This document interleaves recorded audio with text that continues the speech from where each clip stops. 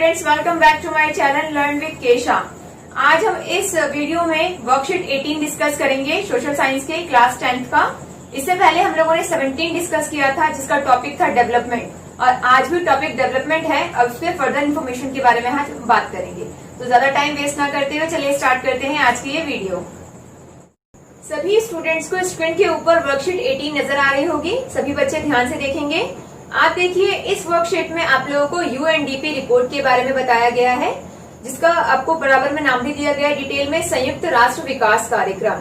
तो इस संयुक्त राष्ट्र विकास कार्यक्रम के द्वारा हर एक वर्ष जो है वो एक रिपोर्ट प्रकाशित की जाती है, जिस रिपोर्ट को हम मानव विकास सूचकांक भी कहते हैं।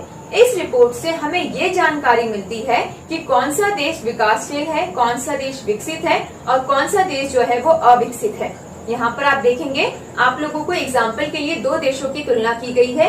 एक आपका दिया गया है श्रीलंका और दूसरा दिया गया है इंडिया। अगर हम श्रीलंका की बात करते हैं तो श्रीलंका की जो प्रति व्यक्ति आय है वो भारत की तुलना में कम है, लेकिन फिर भी जो श्रीलंका है वो भारत से आगे है। इसका रीजन क्या है? इसका रीजन ये है कि श्रीलंका में जो शिक्षा का स्तर है वो काफी बेहतर है भारत की तुलना में।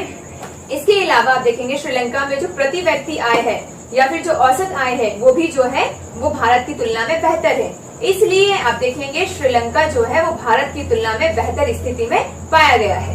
इसके बाद अगर हम भारत की ही बात करें तो भारत के दो स्टेट की यहाँ पे आपको तुलना करके बताया गया है। पहला है आपका यहाँ पर देखिए पंजाब और दूसरा है केरल।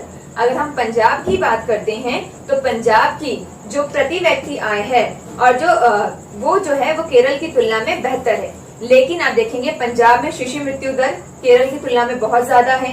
पंजाब का जो साक्षरता स्तर है वो केरल की तुलना में बहुत कम है, जिसकी वजह से पंजाब का ओवरऑल डेवलपमेंट जो है वो केरल की तुलना में बेहतर नहीं है।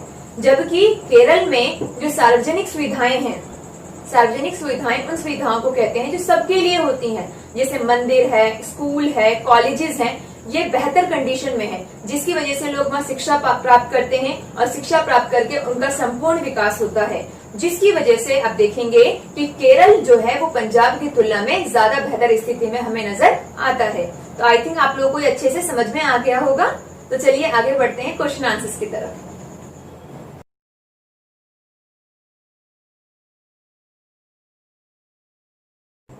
सभी स्टूडेंट स्क्रीन के ऊपर देखिए, आपका पहला क्वेश्चन है मानव विकास सूचकांक कैसे प्रति व्यक्ति आय के मुकाबले विकास की तुलना के लिए बेहतर है।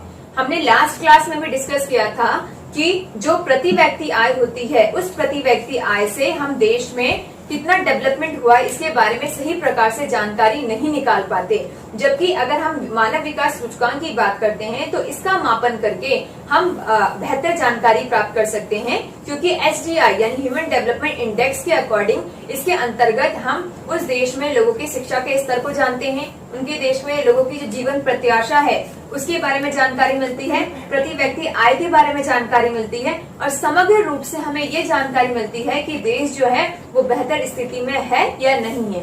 इसलिए प्रति व्यक्ति आय की तुलना में जो मानव विकास सूचकांक कार्यक्रम है और उसके अंतर्गत जो रिपोर्ट तैयार की जाती है उससे हमें देश की स्थिति के बारे में वास्तविक जानकारी प्राप्त होती है। इसलिए ये प्रति व्यक्ति आय की तुलना में ज्यादा बेहतर माना जाता है। आई थिंक आप लोगों को समझ में आ गया होगा। अब हम सेकंड क्वेश्चन की तरफ बढ़ते हैं। तो आप देखिए, सेकंड क्वेश्चन आपकी स्क्रीन के ऊपर नजर आ रहा होगा। आप लोगों का सेकंड क्वेश्चन है, अगर आपको देश के बीच विकास की तुलना करने के लिए कोई पैमाना या तरीका विकसित करना हो तो उसमें क्या क्या शामिल करेंगे।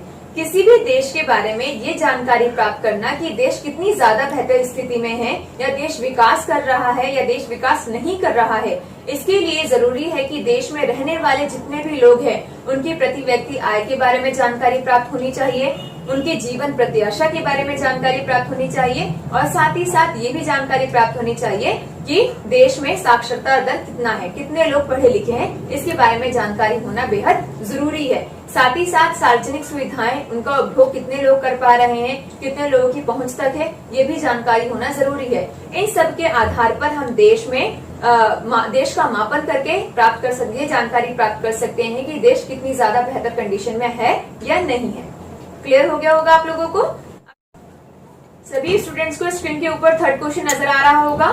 थर्ड क्वेश्चन है आपका, सार्वजनिक सुविधाएं कैसे बेहतर विकास को संभव बनाती है, उदाहरण देकर समझाइए।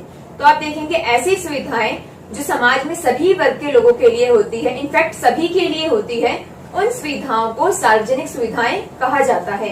एग्जाम्पल के लिए आपका हॉस्पिटल हो गया, मंदिर, कॉलेजेस, स्कूल, मस्जिद, ये सारी सुविधाएं जो है वो सरकार सबके लिए प्रदान करती है और सरकार के द्वारा इन्हें अलाउ भी किया जाता है। तो इन सुविधाओं को हम सार्वजनिक सुविधाएं कहते हैं। तो आप देखेंगे इन सुविधाओं के माध्यम से मानव का बेहतर विकास संभव होता है। अगर स्कूल जाएगा, कोई बच्चा स्कूल जाता है तो उसका ह्यूमन डेवलपमेंट होता है, मानसिक रूप से विकास होता है, उसका सामाजिक रूप से विकास होता है। अगर वो मंदिर या मस्जिद जाता है तो उसका धार्मिक रूप से विकास होता है। अगर हॉस्पिटल जाता है तो उसकी स्वास्थ्य सुविधाएं प्राप्त होती है, जिसकी वजह से उसका स्वास्थ्य अच्छा होता है। तो आप देखेंगे जो सार्वजनिक सुविधाएं होती है वो मनुष्य के ओवरऑल डेवलपमेंट के लिए बहुत ज्यादा जरूरी समझा जाता है। आई थिंक क्लियर हो गया होगा आप लोगों को।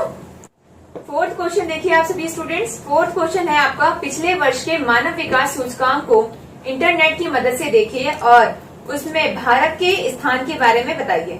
तो आप देखेंगे कि 2019 में भारत जो SDI रिपोर्ट है यानी ह्यूमन डेवलपमेंट इंडेक्स रिपोर्ट है, उसमें जो भारत की स्थिति है वो 129 है।